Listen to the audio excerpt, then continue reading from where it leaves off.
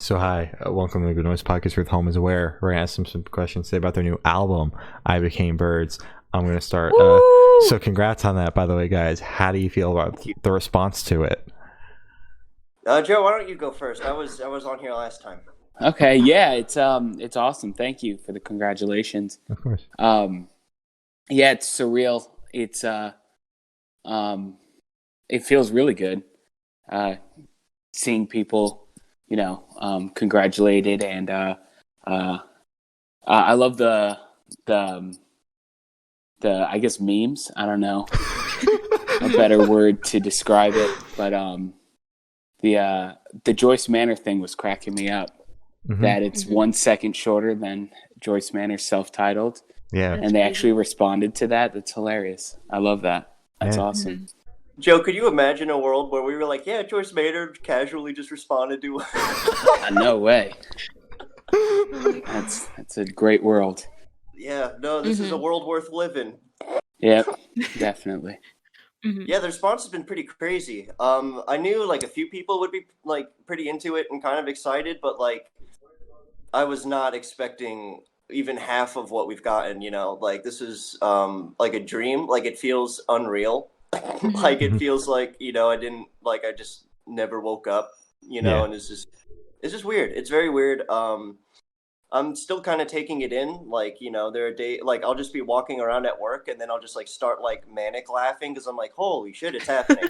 Yeah, for sure. And it's also weird, everything being virtual, and it feels almost as if we can't, for lack of a better word, capitalize on it, because it's like, oh, I want to do something, but we can't play shows, we can't, even get together as a band.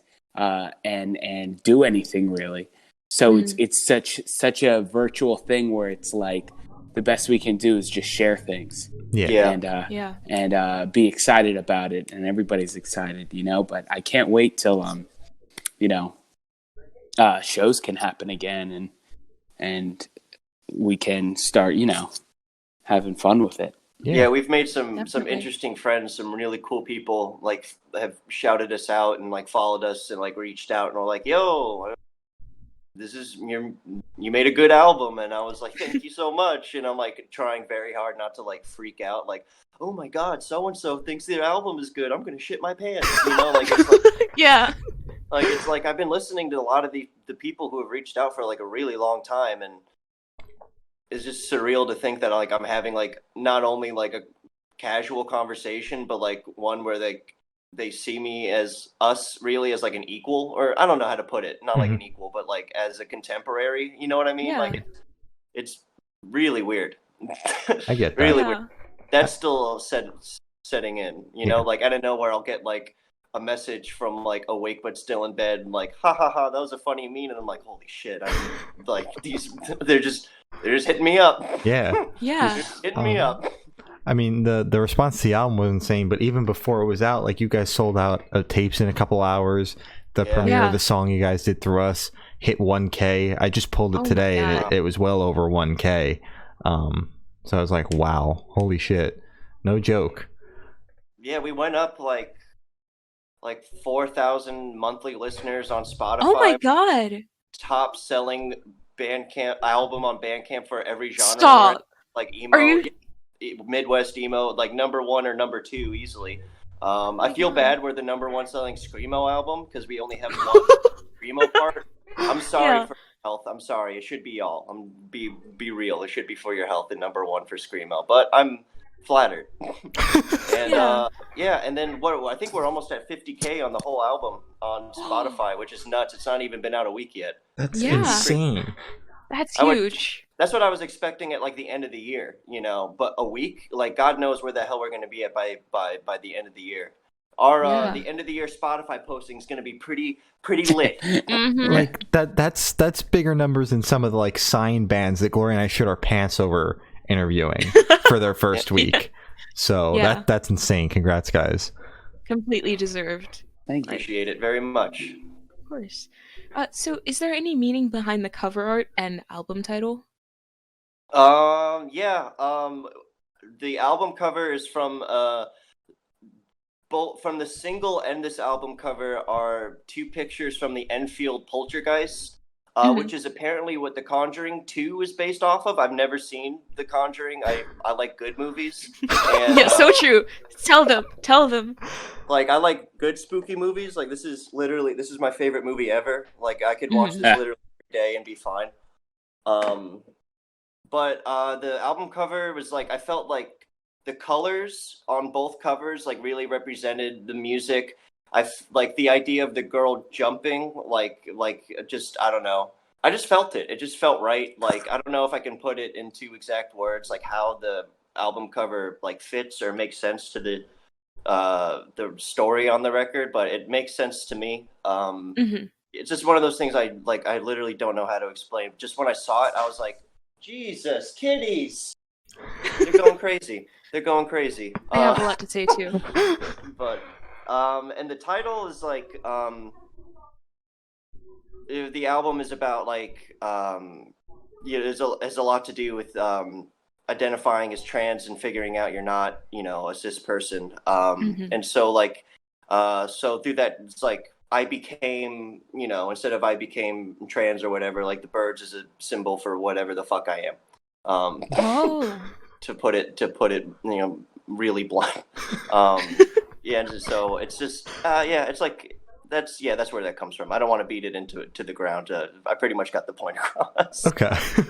So birds is just like whatever you need it to be for the listener. Yeah, birds is, for me, birds is, I became gender fluid, but I want birds to symbolize whatever it needs to for the listener. That's why it's birds. So it can be, like if you're having a rough time, like I became a good person, or I became sober, or whatever you want to do. Whatever birds needs to be, that's what it is. Yeah. I love that. I love that a lot. It's amazing. I love you. I love you all. Aww. Especially you, Joe. Kiss again. Do it.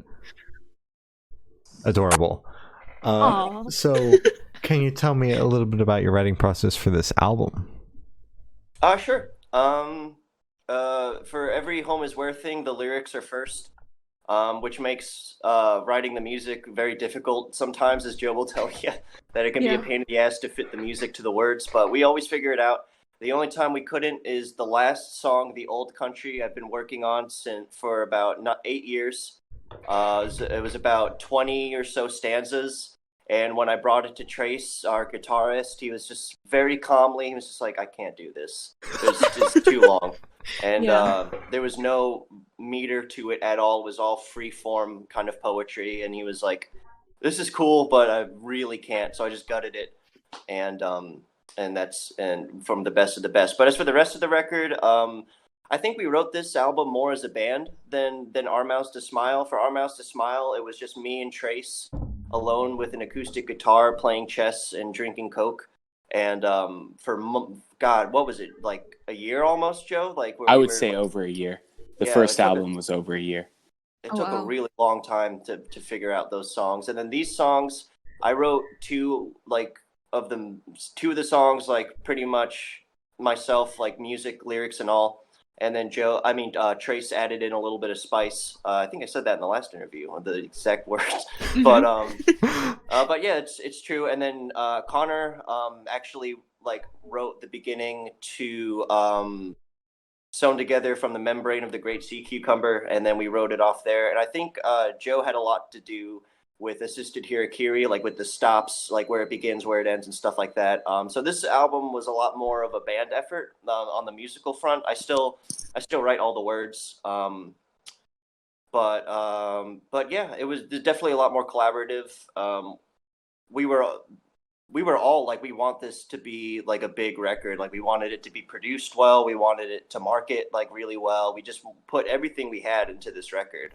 Every crevice of this record has like a lot of attention to it, whether it's from just like the album art and the liner notes to like where like delays happen or like how dense the reverb is or something like that. It's just a lot of care put into this record. Wow.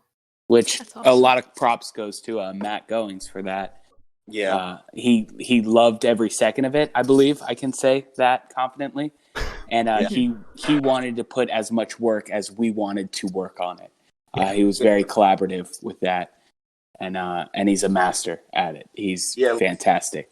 Literal master craftsman, like for sure. I don't think the record would be nearly as good without Matt. Like Matt did the synthesizer. He also did a lot of tambourine on the songs too.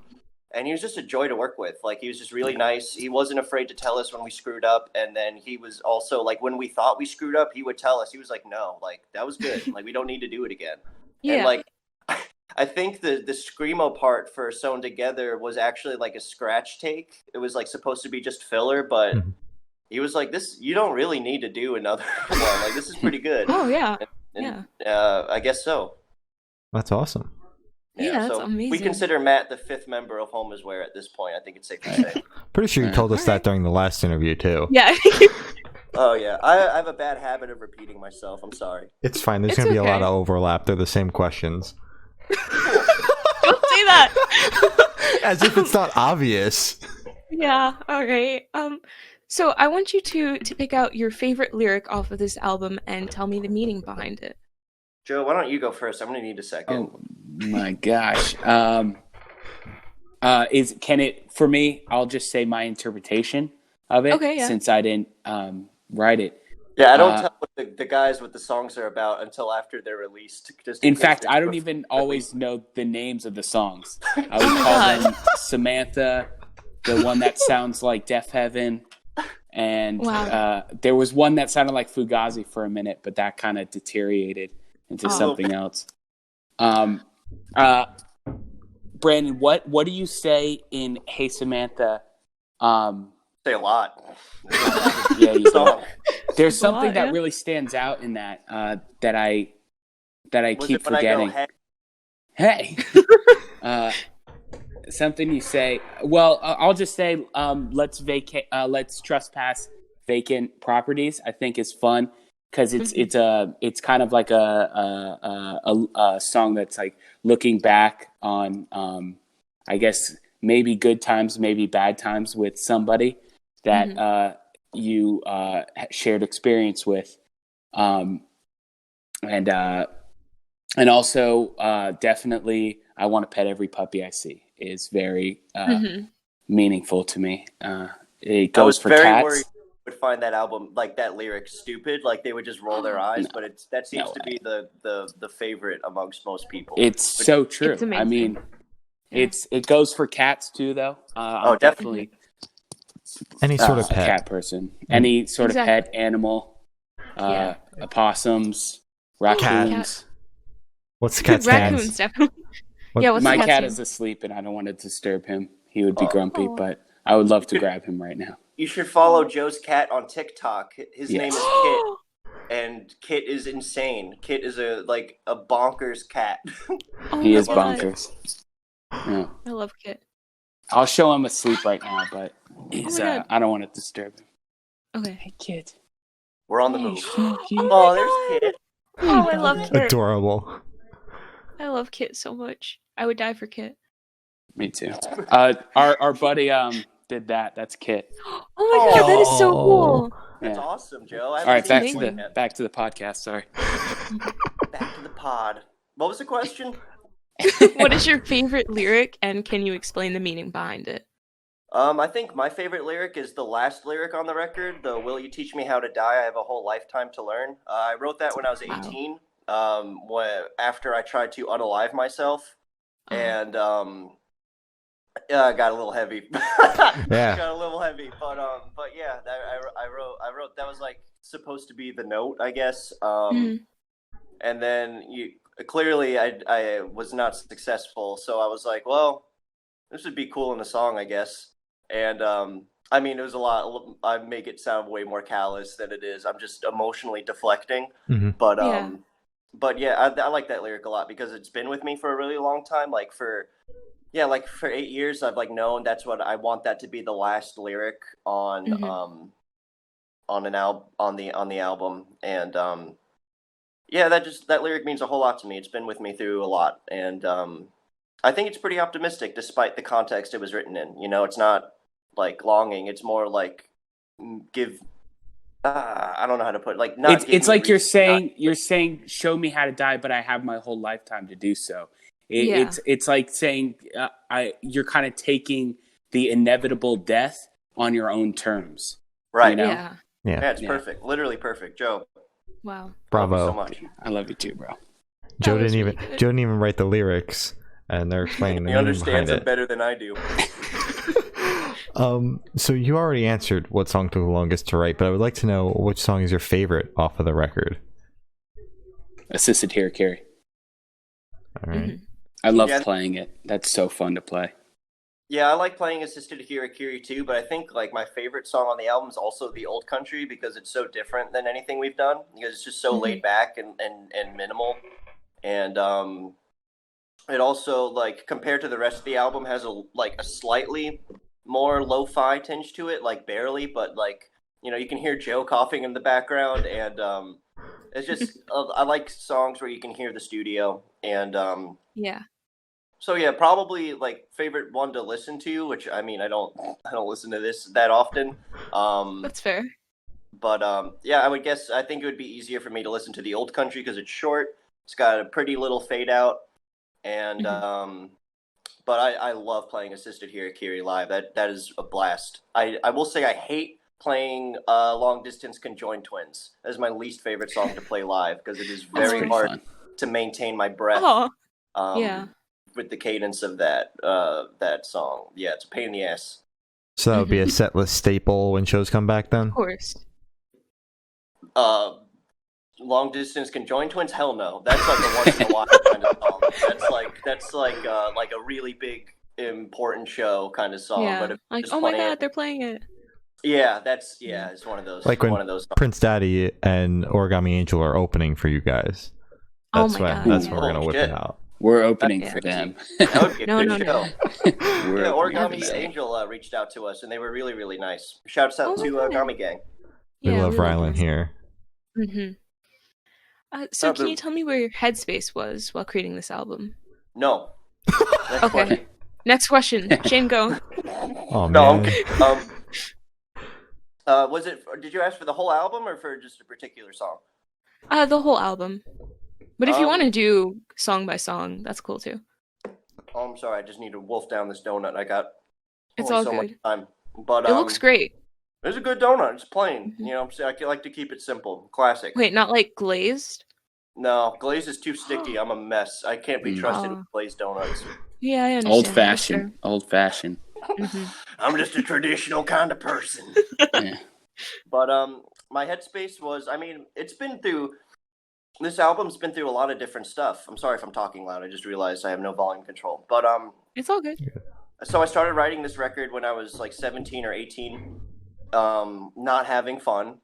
And the record originally started out as like I used to have really, really vivid dreams about a actress sort of called Edie Sedgwick from the 60s. She was in like a bunch of Andy Warhol shit.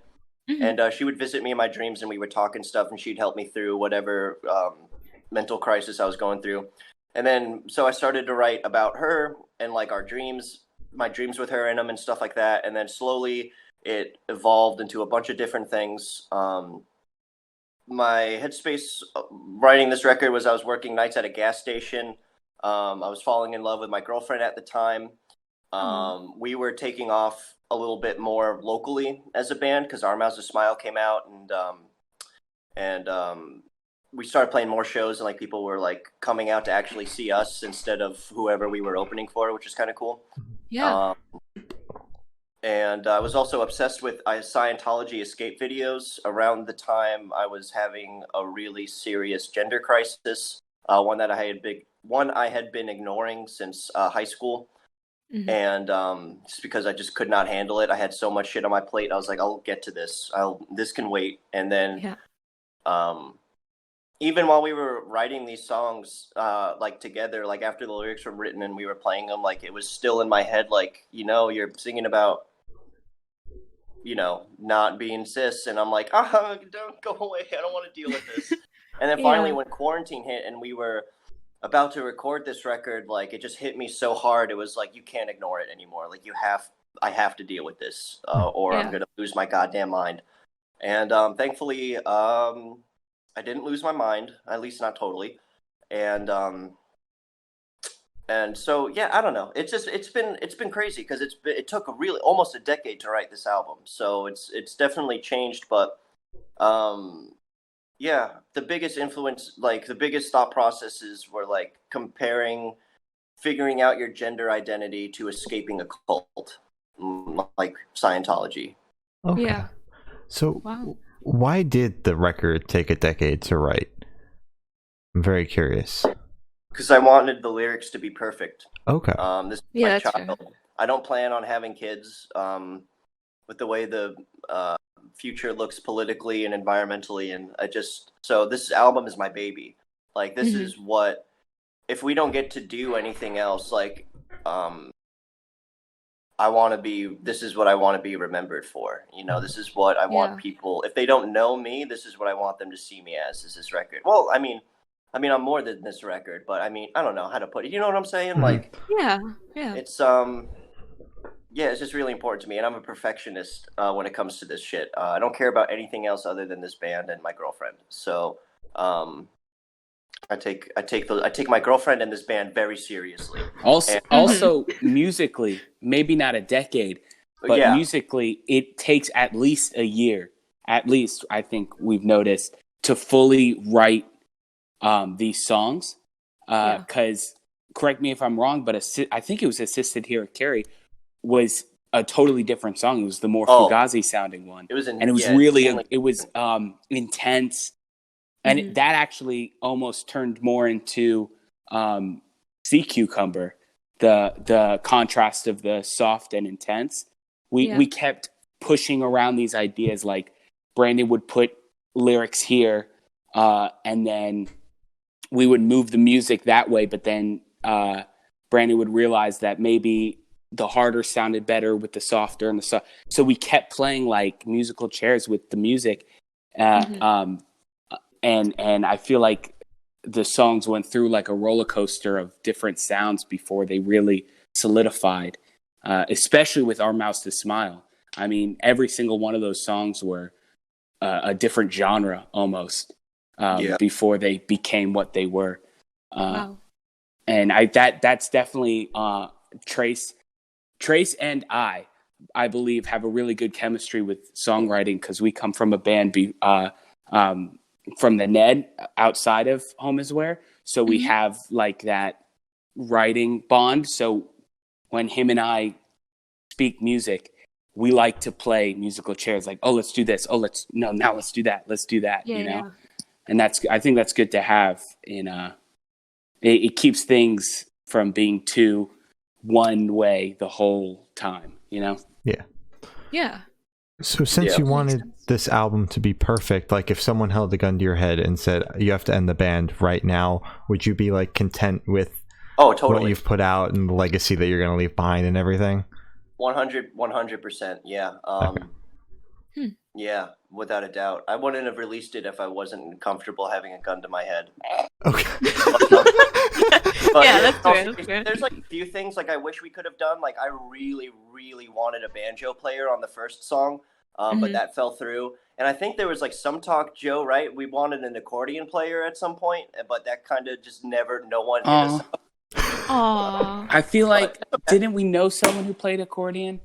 Oh, man. Maybe. I don't remember. My uncle plays banjo, if we ever want to do a remix. Yeah, I was going to say. For one of the songs. That would be awesome. That would be really cool. Yeah. Oh, yeah, no, I'm totally happy with the record. Yeah, I don't know. I don't know what else to say. Sorry. That was very solid, by the way. That was pretty good. Yeah. From the heart.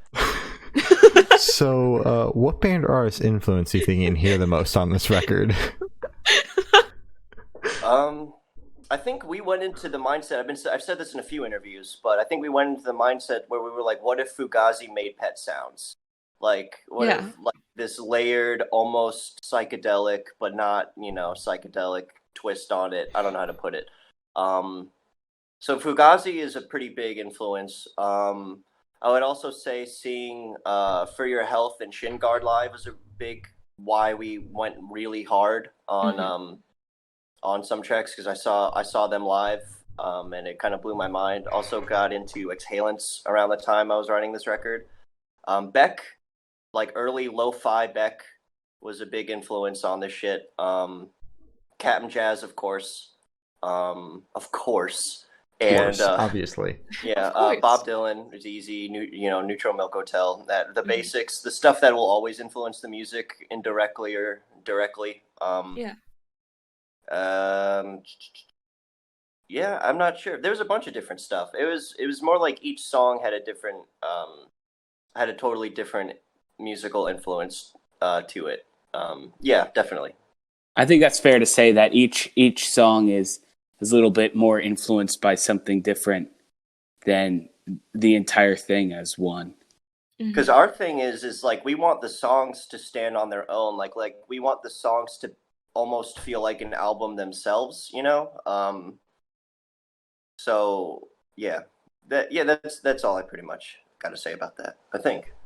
Okay. Yeah, it's awesome that each song has like different influences that you could hear, because then, as you guys said, you can just keep playing musical chairs with the genres and keep the album sounding different and, I don't know, funky. That's the word that keeps coming into my head. So yeah, that's awesome. So this one should be like super, super fast. Off the top of your heads, I want you to describe this album for new listeners in 3 words. Both of you have to do it. It's an album. So true. There you go. I love that that's the DIY discourse for the week. Yeah. I never thought that people would give a shit enough about us to actually argue with each other about it on the internet. It's very cool. Yeah. Between that and Glory's ketchup tweet, DIY's been in flames. I didn't understand people were so How pressed. dare you? Oh my god! There we go. So true. You don't. Thank you. Really? Like, oh my god! I'm so sad. I meant like boxed mac and cheese. Like, I'm so lost. I think I missed something. What happened? So I made a tweet saying that ketchup belongs on boxed mac and cheese, because it's like if you're having like chicken nuggets with like mac and cheese, like the staple, you're like vile. 6-year-old, like stop it. You're vile. And the ketchup gets on the mac and cheese from the chicken nuggets, then it's like, oh, hey, that kind of tastes good. So that's I appreciate and understand the experimentation. Yeah. Ketchup is like the worst thing in the world. Listen, are you serious? Chillwave said that ketchup should just be destroyed entirely, and to that, I agree. Or no, was it Chillwave or someone else? Someone said that it should be Chillwave. Destroyed. Ketchup's pretty bad, and I also disagree with that. Ketchup is good; it just does not belong on boxed mac and cheese. I think it tastes great. Why specifically boxed? Why not? Because gourmet? If I said like homemade mac and cheese, my mother would kill me. Also because it tastes horrible on homemade mac and cheese. Because it's like boxed mac and cheese is for me like one note kind of, but then it's like my mom's homemade mac and cheese has like different notes. It wouldn't work with ketchup. So like, yeah.